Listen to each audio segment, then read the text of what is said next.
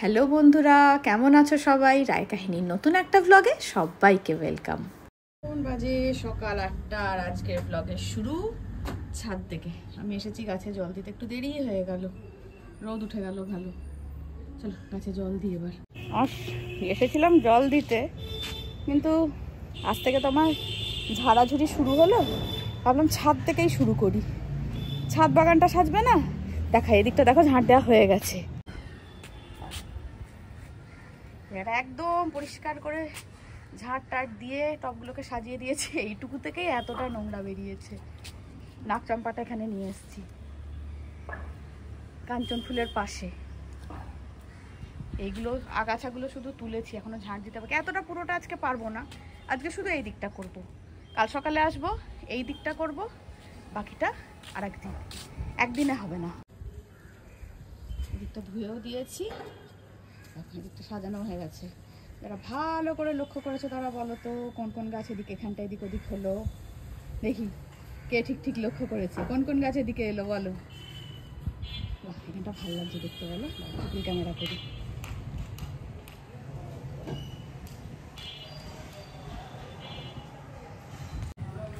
কালকে এদিকটা করব। কাজ করার উপায় আছে? মা চাচাচ্ছে, মাসি চাচাচ্ছে, আর শীতলদা এতক্ষণে এসছে। শীতলদা একটু থাকলে আমার হাতে হাতে সুবিধা হতো। শীতলদা ঘুমিয়ে পড়েছিল, এতক্ষণ এসেছে। আজকে আমি শীতলদাকে নিয়ে রান্নাঘরটা দিয়ে শুরু করবো ভেবেছিলাম। শীতলদাকে এখন 9:45 বাজে, রান্না বান্না চেপে গেছে। আমি ভেবেছিলাম সকালবেলা পরিষ্কার টরিষ্কার করে তারপর রান্না চাপাবো, কিন্তু এখন আর সম্ভব না। যা করবো সকাল সকাল করবো, বেলায় করতে আমার ভালো লাগে না। দিয়ে আজকে বললাম, শীতলদাকে বললাম আজকে আপনার ছুটি, আজকে আপনি চলে যান, কালকে একদম 6টার মধ্যে আসবেন। রান্নাঘর দিয়ে শুরু করবো, রান্নাঘর করে তারপর ছাদে। আগে ছাদটা করে এসে রান্নাঘরে 1 ঘন্টা ছাদে সময় দিয়ে 7টা থেকে রান্নাঘর করলেও 10টার দিকে একটুখানি সেদ্ধ ভাত খেয়ে নিলেই হবে। 9:45, বাপির তো 9টায় ছুটি। এবার একটু চা খাবো, প্রচন্ড গরম। ঠিক আছে পরে। হ্যাঁ হ্যাঁ এটা তো সবার দেখাই হয়ে গেছে মিনি ব্লগটায়। হ্যাঁ, আনবক্সিংটা, কোয়ালিটিটা খুব ভালো, বাপির পরেও আরাম হচ্ছে। হ্যাঁ, চা খাই, তোর জন্য বসে আছি, আমি চা খাইনি। চা চলে এসেছে মাম্মে।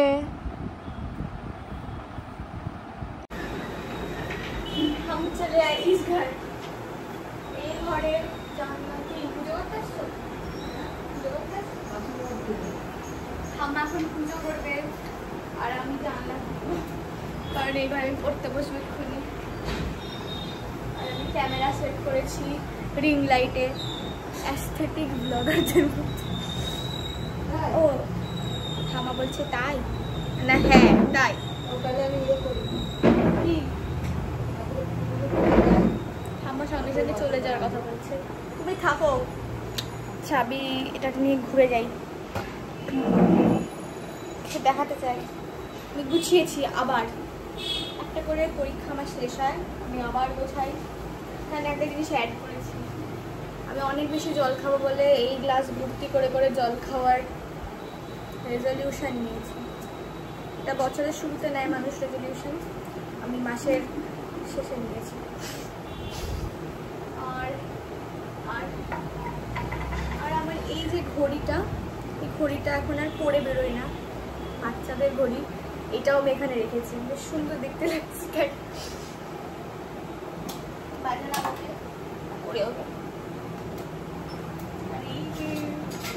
আনন্দমেলা, এবার আনন্দমেলা পড়া যাবে। কমিক্সগুলো শেষ হয়ে গেছে, আর গল্প করবো। তার আগে কি করবো? তার আগে জানলা দরজা খুলবো।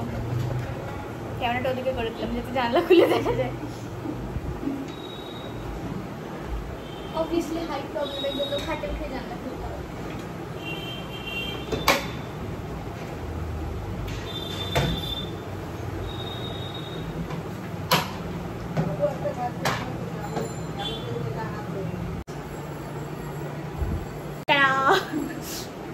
ঘরটা বেশ আলো আলো হয়ে গেল, খুব সুন্দর। মায়ের এই শাড়িটা এখানে রাখা আছে, মা একবার পরে নিলে আমি এটা পরবো। কতটা সামলাতে পারবো আমি জানি না, কিন্তু আমি পরবো, আমার খুব ভালো লেগেছে শাড়িটা। এইটা একদিন পরবো। আর দিদাকে যে মুসলিমটা দেয়া হয়েছে মানে তুতে, ওইটা পরবো, আমার তুতেটা বেশি পছন্দ, সেই জন্য আমি তুতে মসলিনটা একদিন পরবো বলেছি।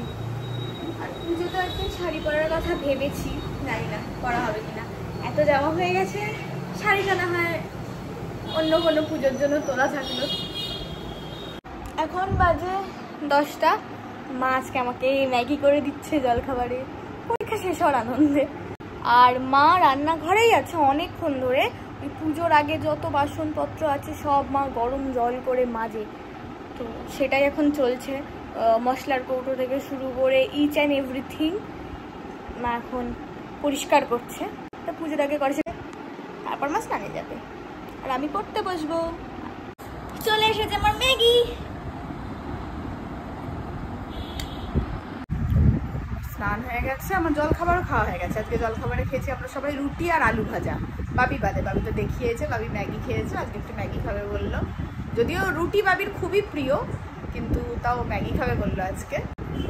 আর ছাদে যাচ্ছি, জামা কাপড় মেলাচ্ছি, প্রচুর কেচেছি, ছাদে মেলে আসি। এই তো রোদ থাকতে একটু দুম করে মেঘ করে যাবে। চলো,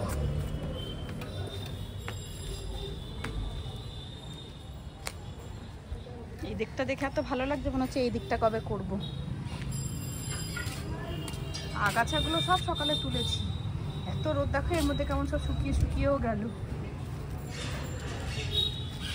আর বেরিয়ে যায়।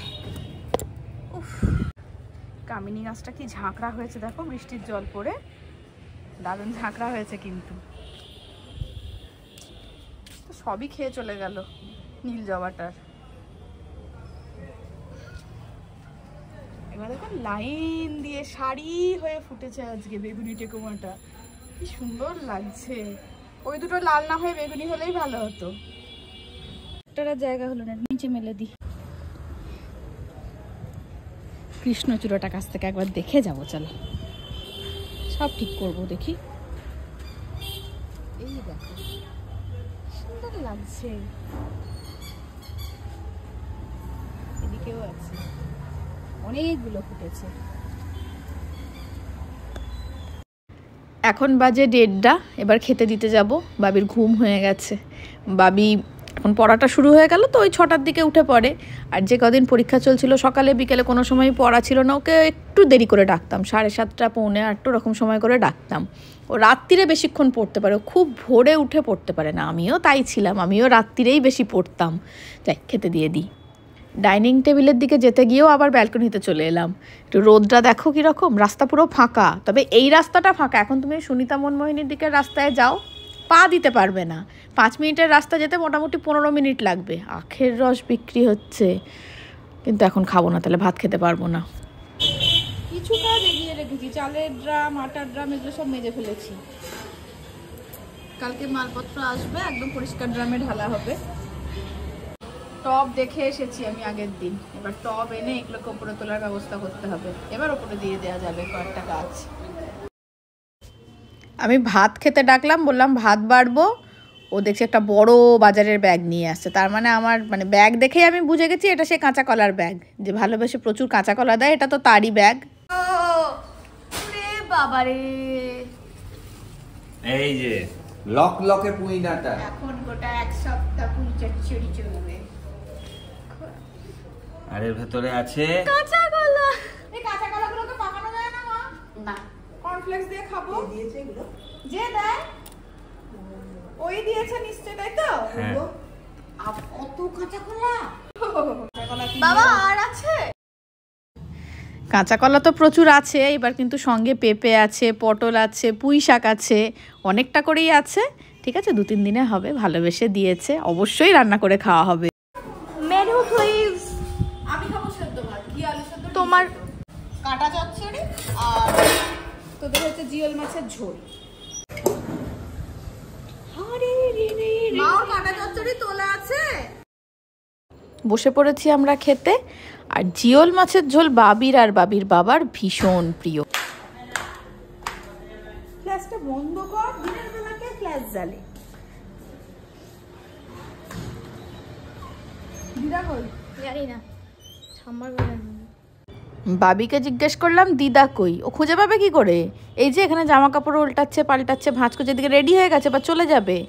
এ দেখো এখন বাজছে 3:10, এবার মা বেরিয়ে যাবে, মানে আমি বললাম মা আর একটু থাকো, সেজন্য মানে খাওয়া দাওয়া তো ধরো 1:30টায় শুরু হয়, 2:15-র মধ্যে মিটে যায়, এটা 3:10 অবধি টেনেছে, এবার আর আটকানো যাবে না, এবার চললো। এখন বাজে 4টে, মা চললো জিমে। চললাম আমি জিমে। Tata tata tata tata. Bye Tripti. দেখো টুকটুক আসছে।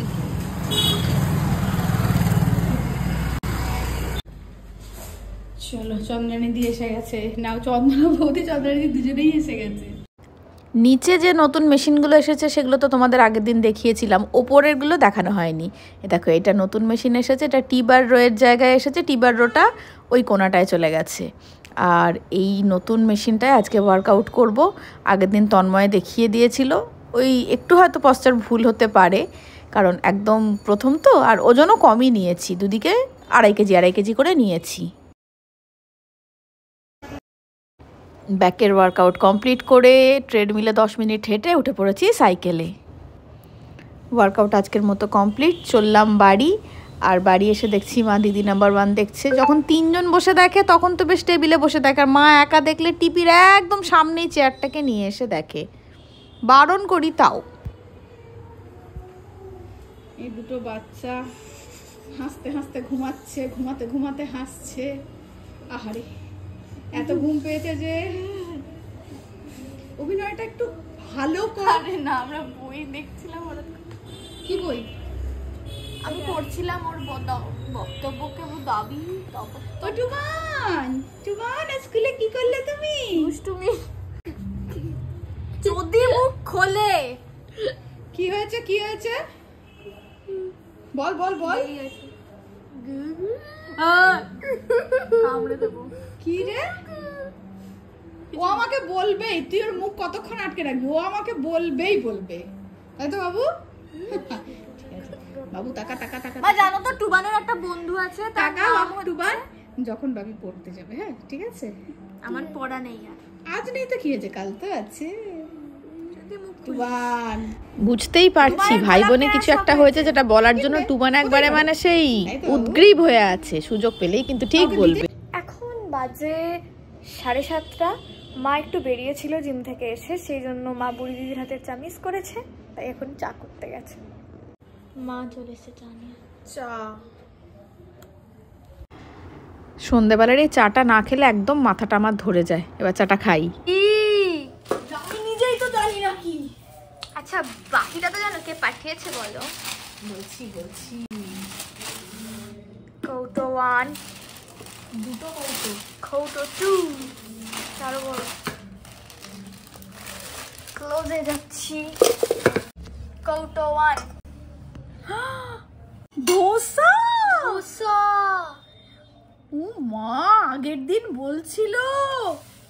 আরে বাহ, তো মানে এতগুলো সত্যি। কে পাঠিয়েছে সেটা বলি?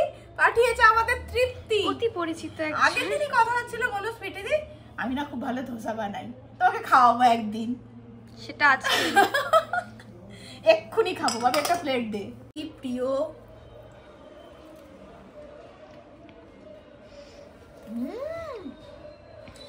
কি ভালো বানিয়েছে। এবার আমরা সবাই মিলে খাবো, আমার টেস্ট করা হয়ে গেছে, আমি মা বাবি আমরা সবাই মিলে এবার ধোসাটা খাবো। আর তৃপ্তি ফোন করে বললো সুইটি দি গরম গরম খাও, না হলে একদম নরম হয়ে গেলে ভালো লাগবে না। বললাম তুমি ভালোবেসে পাঠিয়েছো, গরম নরম সব রকম ভাবে ভালো লাগবে। দারুণ করেছে, তুমি খাও আমরাও খাবো, তোমার ছেলে পরে খাবে।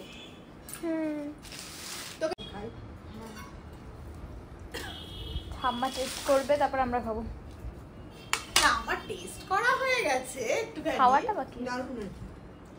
দারুণ হয়েছে। তৃপ্তি শুনছো তো? ডিনার ডান। আমার ডিনার হয়ে গেল।